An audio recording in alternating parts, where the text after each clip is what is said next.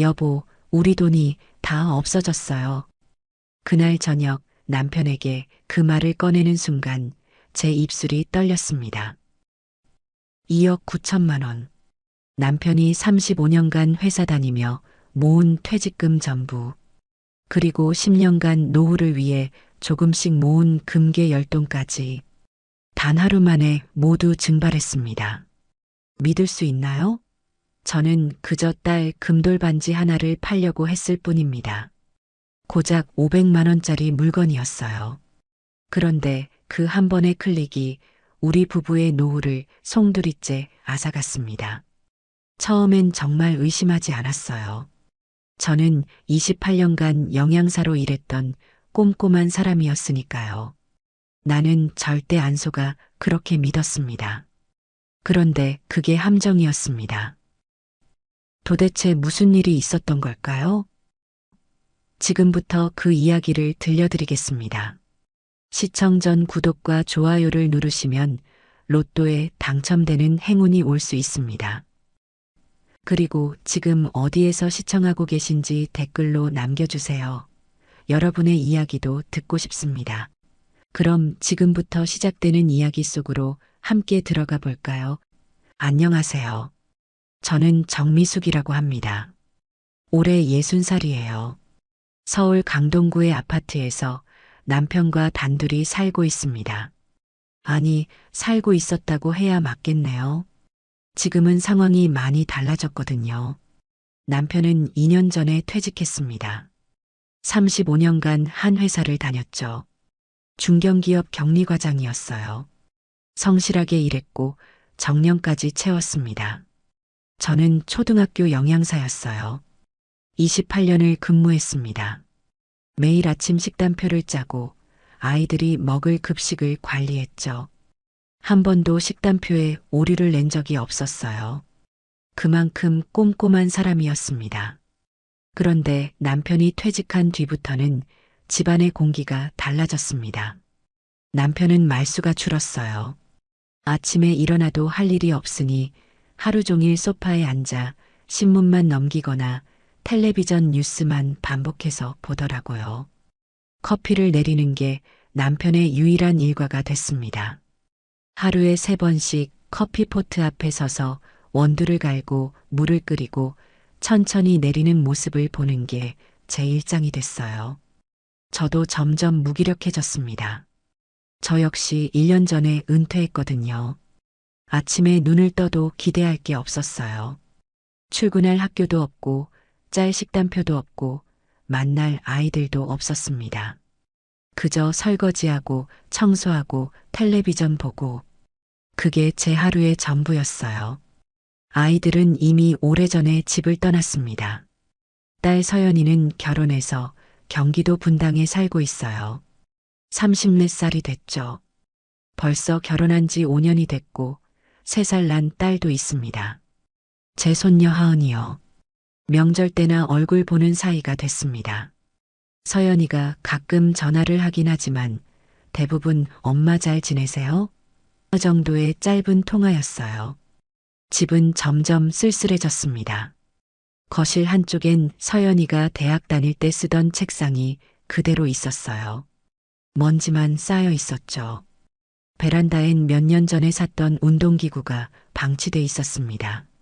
남편이 퇴직하면 운동하겠다고 샀던 건데 2~3번 쓰고는 그대로 세워져 있었어요. 안방 옷장엔 입지 않는 옷들이 가득했습니다. 언젠가 입을지도 모른다는 생각에 버리지 못한 옷들이었죠. 남편과 나누는 대화도 점점 줄어들었습니다. 저녁 메뉴 뭐 먹을지, 날씨가 어떤지 그런 것들 뿐이었어요. 오늘 뭐 먹을래? 글쎄 아무거나. 그게 우리 대화의 전부였습니다. 식탁에 마주 앉아도 각자 휴대폰만 들여다봤어요. 남편은 뉴스 기사를 읽고 저는 의미 없이 화면만 넘겼습니다. 어느 날 저녁이었습니다. 텔레비전을 보다가 우연히 한 유튜브 영상을 보게 됐어요. 제목이 눈에 들어왔습니다. 노후에 집 정리 안 되어 있으면 돈이 줄줄 샌다였죠. 조회수가 무려 100만 회가 넘는 인기 영상이더라고요. 궁금해서 클릭했습니다. 영상 속 유튜버가 말했습니다. 쌓아둔 물건이 결국 돈을 묶어둡니다. 버리는 게 아니라 재정비하는 겁니다. 비우면 마음도 가벼워지고 공간도 생기고 심지어 돈도 벌 수 있어요. 그 말을 듣는데 순간 우리 집이 떠올랐어요. 거실을 둘러봤습니다. 십수년 동안 쌓아온 물건들이 곳곳에 놓여 있었어요. 서연이가 학교 다닐 때 쓰던 책들, 언제 고쳤을지 모르고 넣어둔 고장난 선풍기, 시댁에서 받은 그릇 세트, 아직도 상자째로 놓여 있는 결혼식 답례품들. 그건 버리기엔 아깝고 그렇다고 쓸 일도 없는 것들이었죠. 유튜버가 다시 말했습니다. 버리면 손해 갈 것 같지만 사실은 그 물건들이 여러분의 돈을 묻고 있는 거예요. 공간이 막히면 마음도 막힙니다. 그 말에 머리가 멍해졌어요. 그래, 저 물건들이 다 제 세월이었는데 이젠 짐이 됐구나. 결혼하고 30년 넘게 살아온 집. 언제부턴가 저는 청소 대신 쌓기만 하고 있었던 것 같아요. 영상 댓글란을 내려봤습니다. 정말 집 비우니까 마음이 편해졌어요. 당근마켓으로 팔았더니 용돈벌이까지 됐어요. 저도 이제 시작해봐야겠어요. 같은 댓글들이 수백 개 달려 있었어요. 그 순간 마음 한쪽이 움직였습니다. 남편에게 말을 걸어봤습니다. 여보, 이거 좀 봐요. 이 유튜버처럼 우리도 조금씩 집 정리해보면 어때요? 남편은 신문만 덮으며 한숨을 쉬었습니다. 또 뭔 유튜브야? 그 궁상맞은 소리 좀 그만해. 버리면 뭐가 달라져? 그거 다 돈 주고 산 건데. 그 말이 마음에 콕 박혔습니다. 마치 제 인생까지 쓸모없는 물건처럼 느껴졌어요. 하지만 그날 밤 남편이 잠든 뒤 저는 다시 그 영상을 틀었습니다. 비우면 행복해집니다. 그 목소리가 계속 귓가를 맴돌았죠. 그래, 나도 해보자.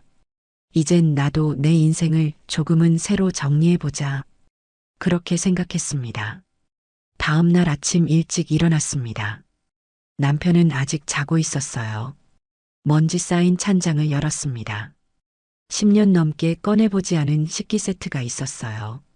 서연이가 대학 입학 선물로 받았던 컵도 있었고 결혼식 답례품으로 받았던 그릇들도 있었습니다. 손에 쥔이 아까웠지만 버려야 마음이 가벼워질 것 같았어요. 그런데 그때 영상 댓글 중에 이런 문장이 눈에 들어왔습니다. 버리지 말고 팔아보세요. 당근마켓 하면 용돈벌이 돼요. 그 한 줄이 제 마음을 흔들었어요. 그래, 버리긴 아깝고 팔면 좋잖아. 나도 한번 해볼까? 그런 생각이 들었습니다. 그날 오후 저는 인생 처음으로 당근마켓 앱을 다운로드했습니다. 앱스토어를 열고 검색창에 당근마켓이라고 입력했어요. 주황색 당근 그림이 나타났습니다. 설치 버튼을 눌렀죠. 화면에 로딩 표시가 돌아가는 걸 보며 가슴이 두근거렸어요. 이상하게 설레더라고요. 뭔가 새로운 일을 시작하는 것 같았습니다. 회원 가입을 했습니다.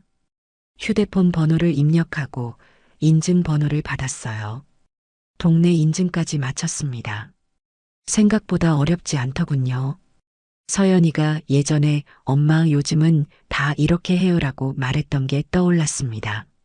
맞아, 나도 할 수 있어. 그런 생각이 들었어요. 프로필 사진을 올렸습니다. 몇 년 전 제주도 여행 갔을 때 찍은 사진이었어요. 배경에 바다가 보이는 사진이었죠. 닉네임은 미숙이네라고 지었습니다. 그리고 집안을 둘러봤어요. 뭐부터 팔아볼까? 가장 먼저 눈에 들어온 건 전기밥솥이었습니다. 3년 전에 새 제품으로 바꾸면서 예전 것을 베란다에 놔뒀던 거였어요. 거의 새 것이나 다름없었습니다. 사진을 찍었어요. 휴대폰 카메라로 여러 각도에서 찍었죠. 손때도 찍고 안쪽도 찍고 전체 모습도 찍었습니다. 당근마켓 앱을 열고 글을 쓰기 시작했습니다. 전기밥솥 팔아요. 3년 전 제품인데 거의 안 썼어요. 유기농이고요. 상태 아주 좋습니다. 가격은 얼마로 해야 할까 고민했어요. 새 제품이 15만 원 정도 하니까 3만 원 정도면 적당할 것 같았습니다. 3만 원이라고 입력하고 등록 버튼을 눌렀습니다. 화면에 제가 올린 글이 나타났어요. 사진도 잘 올라갔고 글도 제대로 보였습니다. 가슴이 두근거렸어요. 이제 누군가 연락이 올까? 혹시 아무도 안 사면 어떡하지? 그런 생각들이 머릿속을 스쳤습니다. 30분쯤 지났을까요? 휴대폰에서 알림음이 울렸습니다. 채팅 메시지가 도착했습니다라는 문구가 떴어요. 심장이 쿵 내려앉는 것 같았습니다. 손이 떨려서 화면을 제대로 누르지도 못했어요. 간신히 메시지를 열었습니다. 안녕하세요. 밥솥 너무 마음에 드네요. 내일 거래 가능하실까요? 그 문장이 그렇게 반가울 줄 몰랐어요. 제가 올린 물건이 너무 마음에 든다고, 필요하다고 말해주는 그 순간, 왠지 모르게 눈물이 핑 돌았습니다. 네, 좋아요. 내일 오후쯤 어떠세요? 라고 답장을 보냈습니다. 상대방이 곧바로 답했어요. 좋아요. 그럼 내일 오후 2시에 아파트 입구에서 만나요. 약속이 잡혔습니다. 제 인생 첫 당근마켓 거래였어요. 그날 저녁 남편에게 말했습니다. 여보, 나 내일 전기밥솥 팔아요. 남편은 신문을 넘기며 비웃듯 말했죠. 그걸 누가 사? 그 말이 약간 기분 나빴지만 참았어요. 내일 팔고 나면 보여줄 거니까. 그렇게 생각했습니다. 다음 날 오후 1시부터 준비를 시작했습니다. 전기밥솥을 깨끗하게 닦았어요. 안쪽도 깨끗이 닦고 밖도 반짝반짝 광이 나게 닦았습니다. 비닐봉지에 잘 싸서 들고 나갔어요. 아파트 입구로 내려갔습니다. 2시 정각 젊은 여성 한 분이 걸어오는 게 보였습니다. 미숙이네 님이세요? 그녀가 물었어요. 네, 맞아요. 제가 대답했습니다. 여자분은 밥솥을 꼼꼼히 살펴보더군요. 뚜껑도 열어보고 선도 확인하고 안쪽 코팅도 보고 그리고 미소를 지으며 말했습니다. 정말 깨끗하네요. 감사합니다. 지갑에서 3만 원을 꺼내 제 손에 쥐어줬어요. 10,000원짜리 3장. 그 돈을 손에 쥐는 순간 이상한 감정이 밀려왔습니다. 돈 때문이 아니었어요. 누군가와 만나서 이야기를 나눴다는 것, 제가 가진 물건이 누군가에게 필요했다는 것, 그게 저를 기분 좋게 만들었습니다. 오랜만에 제가 쓸모 있는 사람처럼 느껴졌어요. 집으로 돌아와 남편에게 3만 원을 보여줬습니다. 봐요, 팔렸다니까요. 남편은 놀란 표정을 지었지만 곧 무덤덤하게 말했어요. 그래, 잘했네. 그뿐이었습니다. 하지만 괜찮았어요. 저는 제가 뭔가를 해냈다는 사실이 중요했으니까요. 그날 이후 저는 거의 매일 당근마켓을 켰습니다.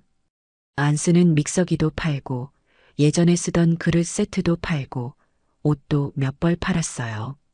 거래할 때마다 사람들을 만났죠. 인사를 나누고 짧게라도 대화를 했습니다. 어떤 분은 제가 파는 접시가 어머니가 쓰시던 것과 똑같다며 반가워하셨어요. 이거 요즘엔 안 나오는 제품이에요. 추억이 새록새록 나네요. 그 말에 저도 기분이 좋아졌습니다.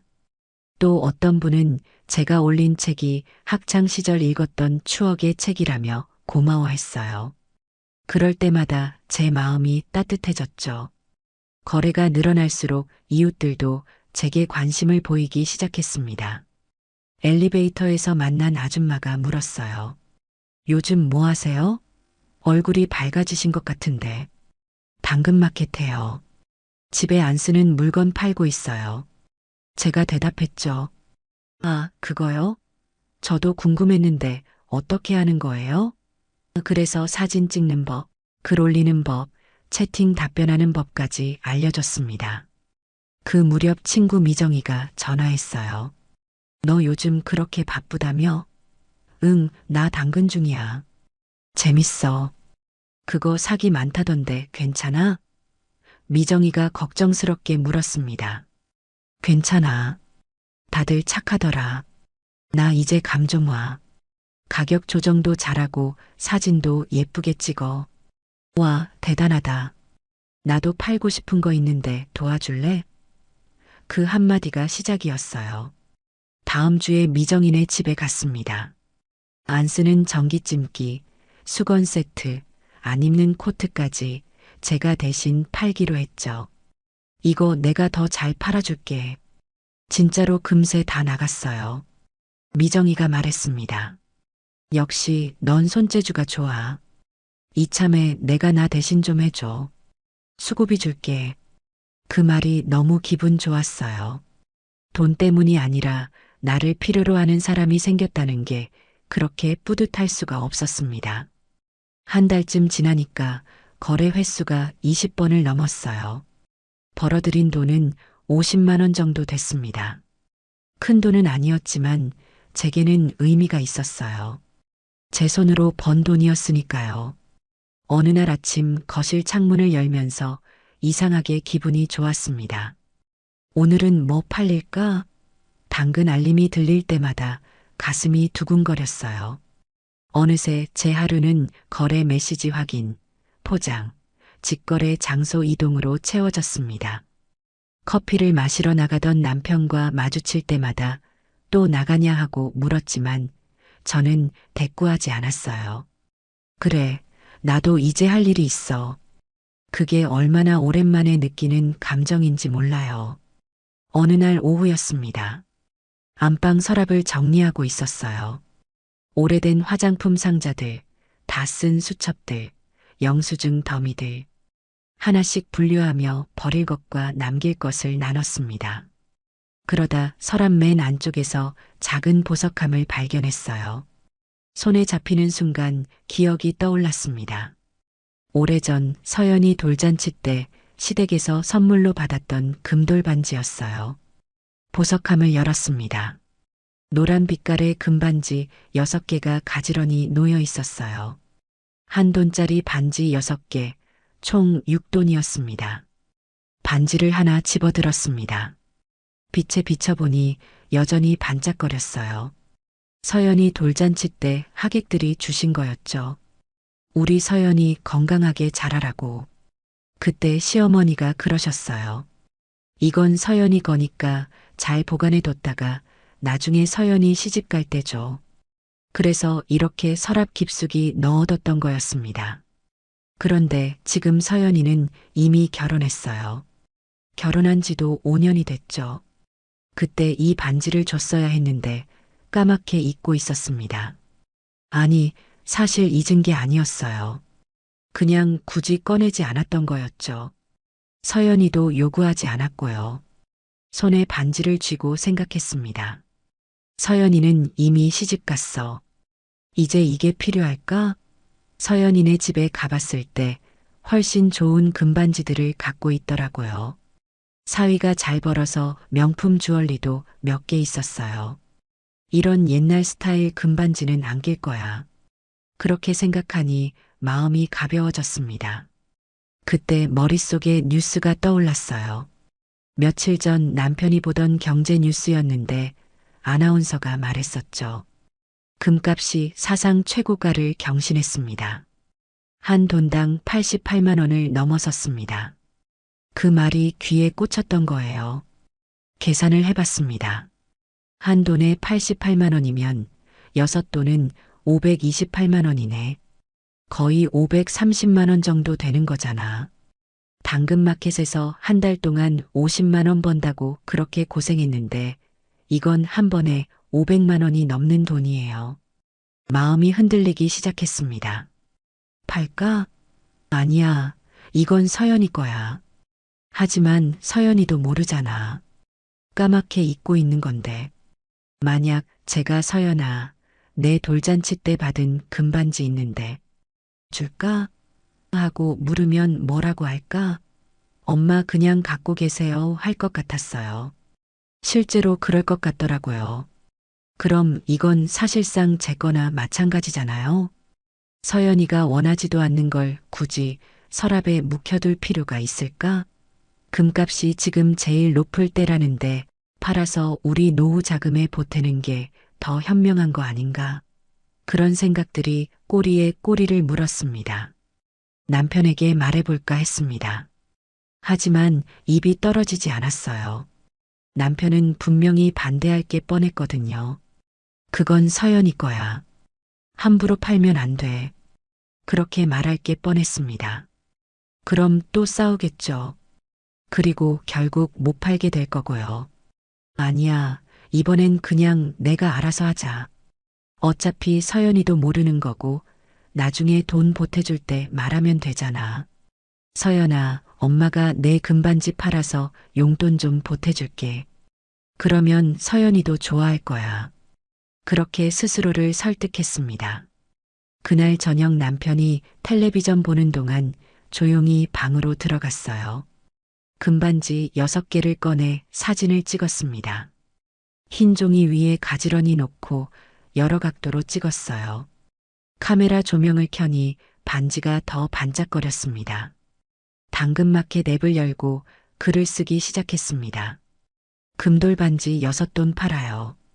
35년 전 제품이지만 상태 아주 좋습니다. 순금이고요. 1돈에 85만 원, 총 510만 원에 드립니다. 가격을 시세보다 조금 낮게 잡았어요. 빨리 팔고 싶었거든요. 등록 버튼을 누르는 순간 가슴이 쿵 내려앉았습니다. 뭔가 선을 넘는 느낌이었어요. 지금까지 팔았던 건 다 제 물건이었습니다. 전기밥솥도 그릇도 옷도 다 제가 쓰던 거였어요. 하지만 이건 달랐습니다. 서연이 이름으로 받은 거였으니까요. 하지만 이미 올렸습니다. 화면에 제 글이 떴어요. 금반지 사진이 선명하게 보였고요. 이제 와서 내릴 수는 없었어요. 그냥 두자. 팔리면 팔리는 거고 안 팔리면 마는 거지. 그렇게 생각하며 스스로를 진정시켰습니다. 10분도 안 돼서 알림이 울렸습니다. 메시지가 5개나 왔어요. 모두 금반지에 관심 있다는 내용이었습니다. 아직 있나요? 내일 직거래 가능한가요? 현금 거래되나요? 순식간이었어요. 그중 한 사람이 눈에 들어왔습니다. 안녕하세요. 금 전문으로 거래하는 사람입니다. 510만 원에 바로 현금 거래 가능합니다. 내일 오전에 만날 수 있을까요? 프로필을 봤더니 30대 남성이었고 거래 후기도 좋았어요. 친절하시고 믿을만해요. 금 시세대로 정확하게 쳐주세요 같은 후기들이었습니다. 네, 좋아요. 내일 오전 10시에 우리 아파트 카페에서 만나요. 답장을 보냈습니다. 상대방이 바로 답했어요. 네, 감사합니다. 내일 뵙겠습니다. 약속이 잡혔습니다. 그날 밤 잠이 오지 않았습니다. 천장을 바라보며 계속 생각했어요. 이거 팔아도 되는 걸까? 서연이한테 말해야 하나? 남편한테는 말해야 하나? 하지만 결국 아무에게도 말하지 않기로 했습니다. 말하면 틀림없이 못 팔게 될 테니까요. 다음 날 아침 일찍 일어났습니다. 금반지를 작은 파우치에 넣었어요. 거울을 보며 화장을 했습니다. 왠지 모르게 손이 떨렸어요. 남편에게는 마트 좀 다녀올게 하고 말했습니다. 남편은 그래 하고는 신문만 봤어요. 아파트 단지 내 카페로 갔습니다. 10시 정각 한 남자가 들어왔어요. 키가 크고 정장을 입은 30대 남성이었습니다. 미숙이네 님이세요? 네, 맞아요. 악수를 나눴습니다. 손이 떨려서 악수가 제대로 안 됐어요. 남자는 금반지를 하나하나 꺼내 확인했습니다. 작은 저울까지 가져왔더라고요. 무게를 재고 순도를 확인하는 기계까지 사용했습니다. 네, 확인됐습니다. 정확히 6돈 맞고 순금 맞습니다. 지금 시세로는 530만 원 정도 되는데 혹시 가격 조정 가능하실까요? 그 말에 당황했습니다. 네, 제가 510만 원이라고 했잖아요. 아, 죄송합니다. 제가 실수로 잘못 봤네요. 그럼 510만 원에 거래하겠습니다. 남자는 가방에서 현금 뭉치를 꺼냈어요. 50만 원권 10장, 10만 원권 1장이었습니다. 돈을 세어봤습니다. 정확히 510만 원이었어요. 손에 현금 뭉치를 쥐는 순간 이상한 감정이 밀려왔습니다. 기쁨 반, 죄책감 반이었어요. 500만 원이 넘는 돈을 한 번에 벌었다는 기쁨, 그리고 서연이 물건을 몰래 팔았다는 죄책감이 동시에 왔습니다. 감사합니다. 잘 쓰겠습니다. 남자가 금반지를 챙겨 나갔어요. 저는 카페에 혼자 앉아 있었습니다. 손에 든 현금 뭉치를 내려다봤어요. 510만 원. 이게 정말 제 돈인가? 이렇게 쉽게 벌어도 되는 건가? 그때 머릿속에 한 가지 생각이 스쳤습니다. 금이 이렇게 쉽게 팔리네. 금값이 지금 최고라면서? 집에 금이 또 있지 않나? 남편이 모아둔 금괴가 있잖아. 그 순간 소름이 돋았습니다. 내가 지금 무슨 생각을 하는 거야? 고개를 흔들었습니다. 아니야, 그건 안 돼. 그건 남편 거야. 절대 손 떼면 안 돼. 하지만 그 생각이 머릿속에서 떠나지 않았어요. 500만 원이 이렇게 쉽게 벌렸는데 남편 금괴는 1,500만 원이 넘는 가치가 있을 텐데. 그 생각이 자꾸만 맴돌았습니다. 집으로 돌아와서도 그 생각이 떠나지 않았습니다. 금괴. 남편이 10년간 모은 금화 10돈. 안방 옷장 위 금고에 있는 그것. 손만 뻗으면 닿을 수 있는 거리에 1,500만 원이 있었어요. 며칠이 지났습니다. 500만 원은 제 통장에 그대로 있었어요. 쓰지 않았습니다. 그냥 숫자를 보는 것만으로도 기분이 좋았거든요. 하지만 자꾸 안방 쪽이 신경 쓰였습니다. 옷장 위, 금고, 금화. 남편은 한 달에 한 번씩 금고를 열어서 금화를 확인했어요. 우리 노후 자금 잘 있나 보자. 그러면서 금화를 하나하나 꺼내 닦았죠. 아기 다루듯이 조심스럽게. 그만큼 소중한 거였어요. 10년 동안 한 개, 두 개 모은 것. 남편의 마지막 자존심이었습니다. 절대 안 돼. 그건 넘으면 안 되는 선이야. 매일 스스로에게 말했어요. 하지만 머릿속에서는 계산이 계속됐습니다. 1돈에 88만 원, 10돈이면 880만 원. 금화는 프리미엄 붙어서 1,400만 원은 받을 거야. 어느 날 저녁이었습니다. 남편이 말했어요. 여보, 나 다음 주에 친구들이랑 강원도 다녀올게. 고등학교 동창들이랑 3박 4일로 여행 가기로 했어. 그래, 조심히 다녀와. 저는 태연하게 대답했습니다. 하지만 그 순간 머릿속에 한 가지 생각이 번쩍 스쳤어요. 3박 4일, 사흘, 금고를 열고 금화를 팔고 다시 사서 넣으면 모를 거야. 그 생각에 소름이 돋았습니다. 내가 지금 뭘 생각하는 거야? 남편이 떠난 다음 날 아침이었습니다. 집은 조용했어요. 안방으로 들어갔습니다. 옷장 위를 올려다봤어요. 의자를 가져와 올라섰습니다. 금고를 내렸죠. 생각보다 무거웠어요. 남편 서랍을 열었습니다. 속옷 밑에 열쇠가 있었어요. 손이 떨렸습니다. 이러면 안 되는데. 하지만 손은 이미 열쇠를 쥐고 있었죠. 금고에 넣었습니다. 돌렸어요. 찰칵 열렸습니다. 금화 10개가 가지런히 놓여 있었어요. 태극 무늬가 새겨진 순금 금화. 하나씩 꺼냈습니다. 무게감이 손에 느껴졌죠. 남편이 10년간 모은 것. 우리 노후 자금이라던 것. 잠깐만 빌리는 거야. 팔아서 돈 받고 바로 다시 사서 넣으면 돼. 남편 돌아올 때까지 사흘 있어. 충분해. 모를 거야. 그렇게 스스로를 설득했습니다. 휴대폰을 꺼냈어요.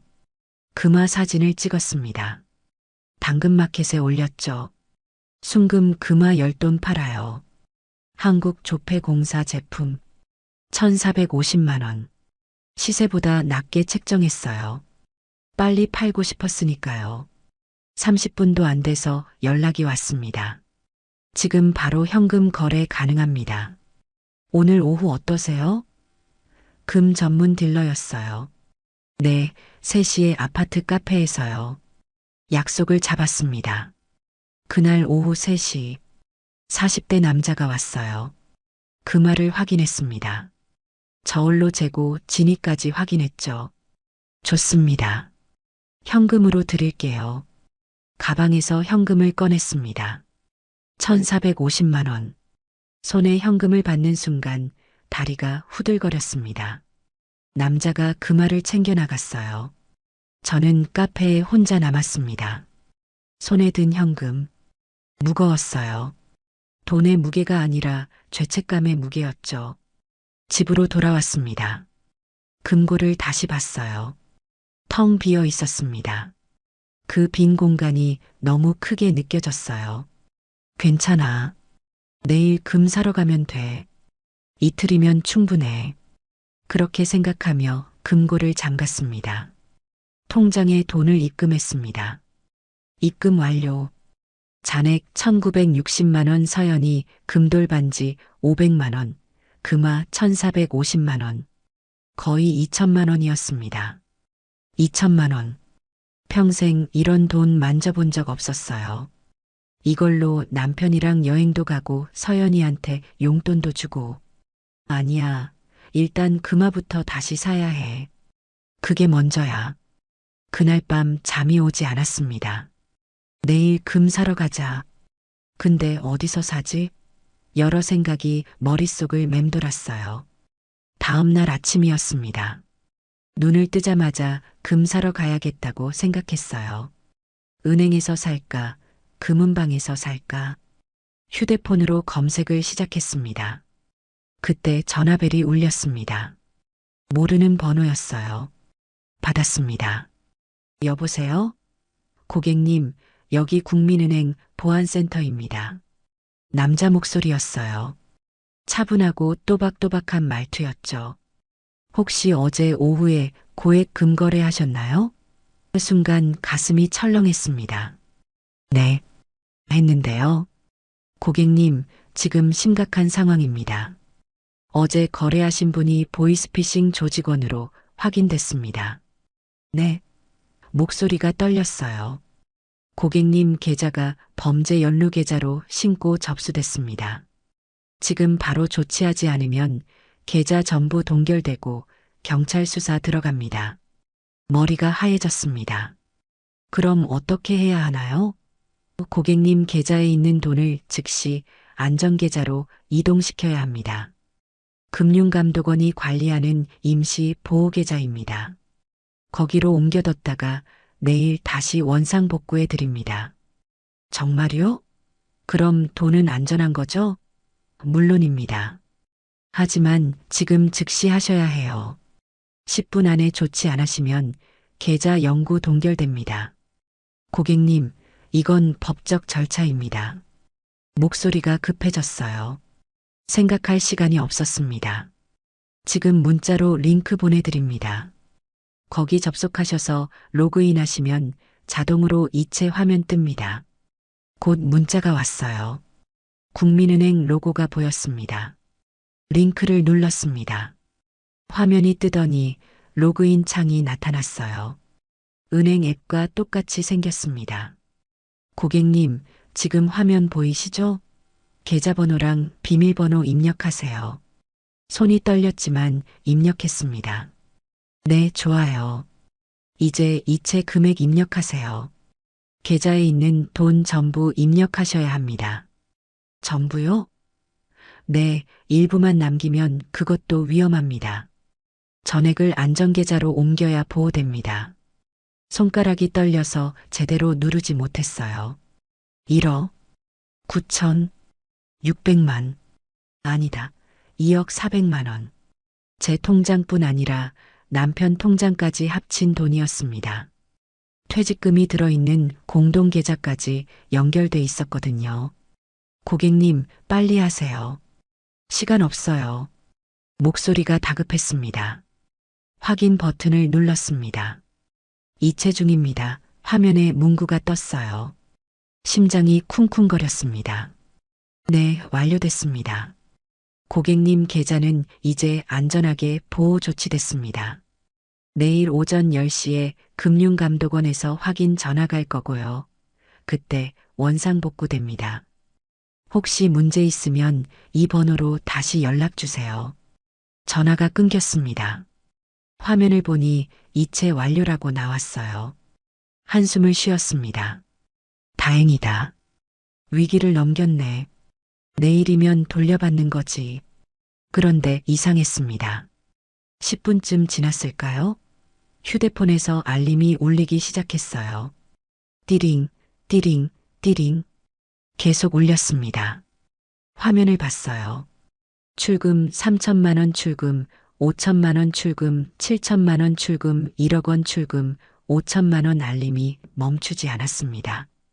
손이 떨려서 은행 앱을 열었어요. 잔액을 확인했습니다. 0원. 화면에 0원이라고 떠 있었어요. 2천만 원도 아니고 2억 원도 아니고 0원. 눈을 감았다 떴습니다. 화면은 그대로였습니다. 0원. 다리에 힘이 풀렸습니다. 바닥에 주저앉았어요. 이게 뭐지? 이게 무슨 일이지?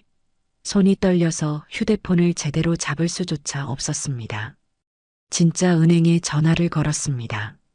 1599로 시작하는 정식 고객센터 번호요. 고객님, 무엇을 도와드릴까요? 방금 보안센터에서 전화와서 돈을 안전계좌로 옮겼는데요. 상담원의 목소리가 차갑게 식었습니다. 고객님, 저희 은행은 절대 그런 전화하지 않습니다. 그건 보이스피싱입니다. 계좌 확인해 보시겠어요? 지금 봤는데 0원이에요. 고객님, 이미 돈이 빠져나갔으면 복구가 거의 불가능합니다. 지금 즉시 경찰에 신고하셔야 합니다. 휴대폰이 손에서 미끄러졌습니다. 바닥에 떨어졌어요. 소리가 멀리서 들렸습니다. 고객님? 고객님? 하지만 저는 아무 대답도 할 수 없었어요. 보이스피싱? 사기. 28년 꼼꼼한 영양사가. 나는 절대 안 속는다던 제가 2억이 넘는 돈을 한순간에 바닥에 주저앉아 얼마나 있었을까요? 시간 감각이 없었습니다. 해가 기울고 있었어요. 경찰에 신고해야 한다는 생각도 들었지만 몸이 움직이지 않았습니다. 남편이 모레 돌아와요. 어떻게 말하지? 2억이 없어졌다고? 당신이 10년 모은 금괴도 내가 팔았다고? 상상만 해도 숨이 막혔습니다. 이틀을 그렇게 보냈습니다. 밥도 못 먹었어요. 잠도 못 잤습니다. 거울을 보니 얼굴이 푹 꺼져 있었어요. 눈밑이 시커멓게 멍들어 있었죠. 남편이 돌아온 날이었습니다. 문이 열리는 소리가 들렸어요. 다녀왔어. 남편의 목소리였습니다. 평소처럼 담담한 목소리. 저는 대답하지 못했어요. 왜 그래? 어디 아파? 남편이 제 얼굴을 봤습니다. 아니, 괜찮아. 거짓말이었죠. 괜찮을 리가 없었어요. 얼굴이 왜 그래? 밥은 먹었어? 먹었어.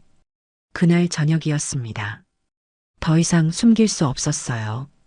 식탁에 마주 앉았습니다. 여보, 할 말이 있어. 목소리가 떨렸어요. 남편이 저를 봤습니다. 뭔데? 우리 돈이. 말이 나오지 않았습니다. 우리 돈이 어떻게 됐는데? 남편이 다그쳤어요. 없어졌어. 뭐가? 돈. 우리 돈 전부. 남편의 얼굴에서 혈색이 사라졌습니다. 무슨 소리야? 사기를 당했어. 보이스피싱? 얼마? 남편의 목소리가 낮아졌어요. 2억. 2억 400만 원. 그 순간 남편이 숨을 크게 들이쉬었습니다. 2억을 어떻게 해? 미안해. 정말 미안해. 어떻게 그런 일이. 남편이 고개를 저었습니다. 당근마켓 하다가 금 거래하고 은행에서 전화 와서 말이 제대로 나오지 않았어요. 남편이 벌떡 일어났습니다. 안방으로 갔어요. 의자를 가져와 옷장 위를 봤습니다. 금고를 내렸어요.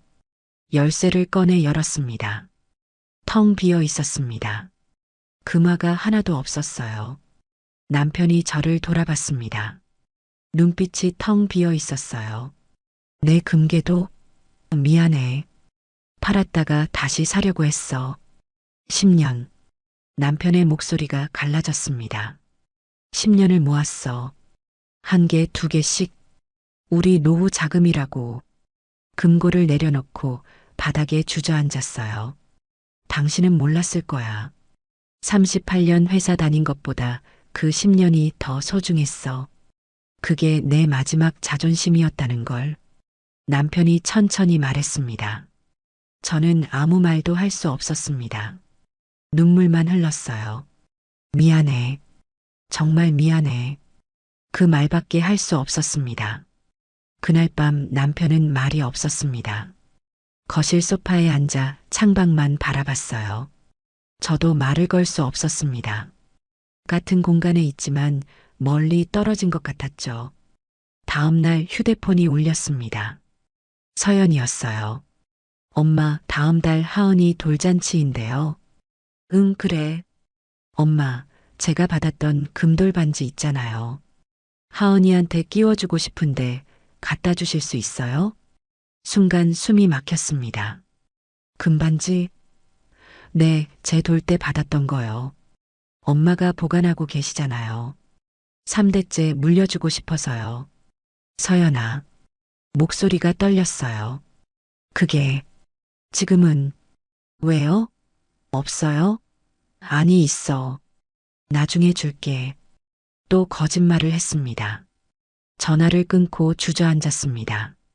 딸의 금반지도, 남편의 금괴도, 우리 돈도, 모든 게 사라졌어요. 저 혼자서 다 날려버렸습니다. 며칠 후 남편이 말했습니다. 집 팔아야겠어.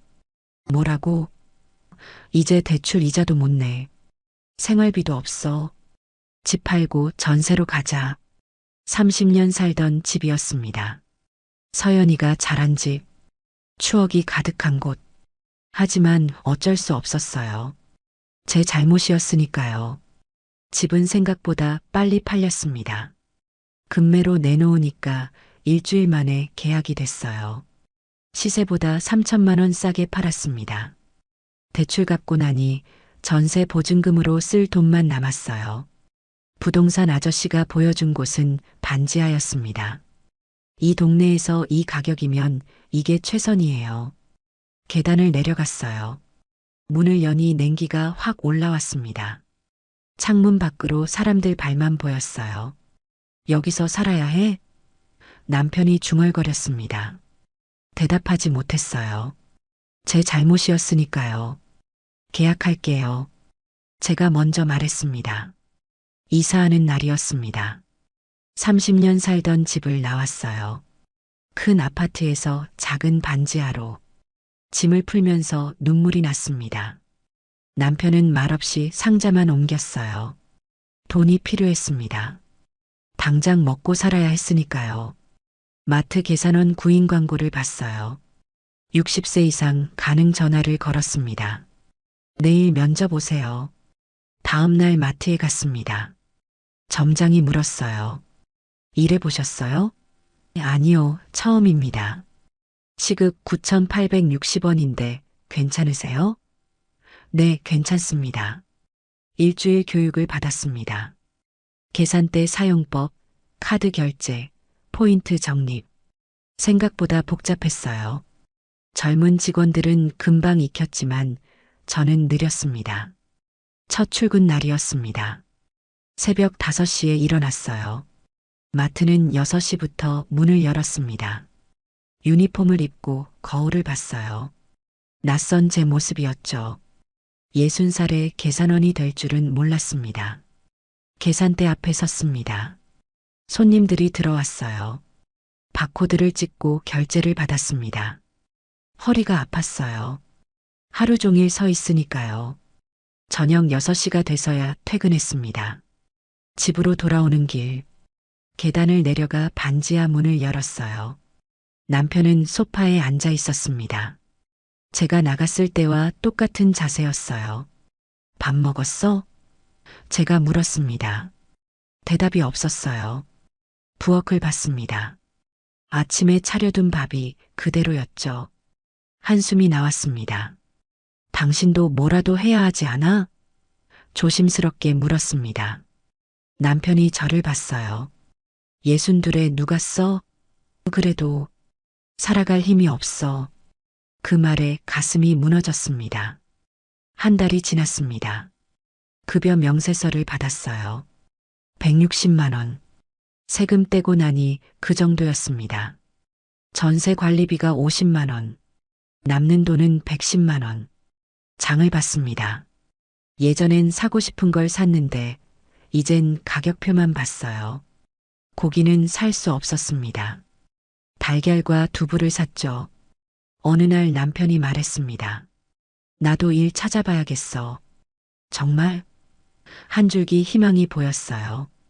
공사판이라도 가봐야지. 남편이 일을 시작했습니다. 새벽 5시에 나갔어요. 건설 현장 일용직이었습니다. 62살에 삽을 들었어요. 하루 12만 원. 우리는 엇갈려 살았습니다. 제가 퇴근하면 남편이 출근하고 남편이 들어오면 저는 자고 있었어요. 한 달에 2~3번 얼굴 보는 게 전부였죠. 어느 날 마트에서였습니다. 손님 한 분이 물었어요. 이거 카드로 할게요. 근데 비밀번호 어디 쳐요? 여기요. 직접 입력하셔야 해요. 절대 다른 사람한테 알려주시면 안 돼요. 그렇죠. 요즘 사기가 많다던데. 손님이 고개를 끄덕였습니다. 네, 정말 조심하셔야 해요. 제가 말했습니다. 저도 당해봐서 아는데 한순간에 모든 걸 잃어요. 손님이 놀라며 저를 봤습니다. 정말요? 네. 그러니까 절대 방심하지 마세요. 그날 저는 깨달았습니다. 제 실수가 누군가에게는 교훈이 될 수 있다는 것을. 6개월이 지났습니다. 여전히 반지하에 살고 있어요. 여전히 마트에서 일합니다. 남편도 여전히 공사판에 나갑니다. 하루하루 버티며 살고 있죠. 그런데 조금 달라진 게 있습니다. 남편이 다시 말을 걸기 시작했어요. 오늘 힘들었어? 응, 괜찮아. 당신은? 나도. 짧지만 대화가 생겼습니다. 어느 날 밤이었습니다. 남편이 말했어요. 여보. 응? 미안해.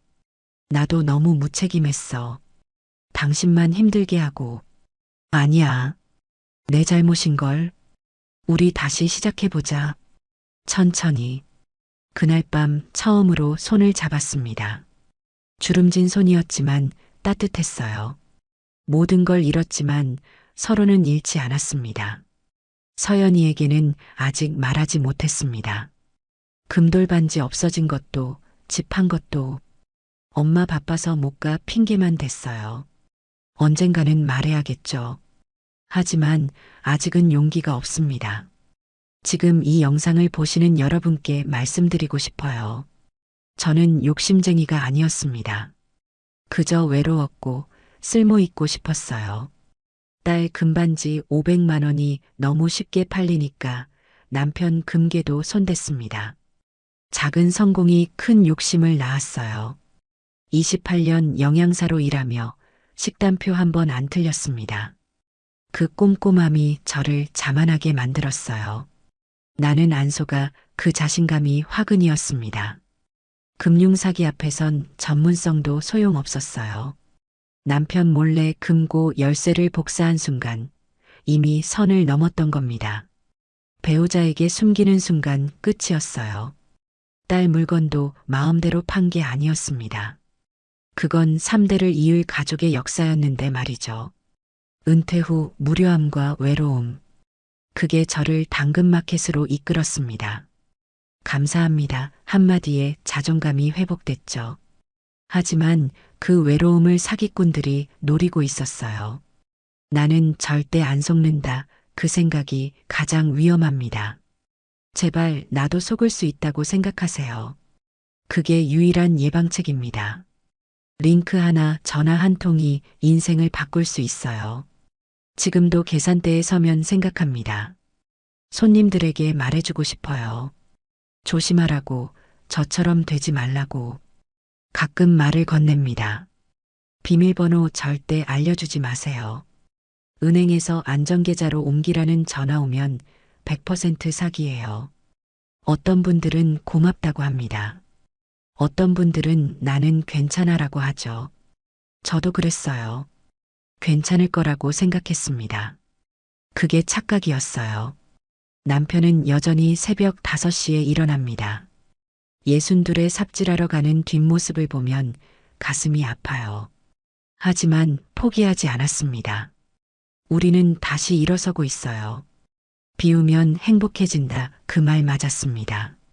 돈도, 집도, 금괴도 다 비워지니 남는 건 후회뿐이었죠.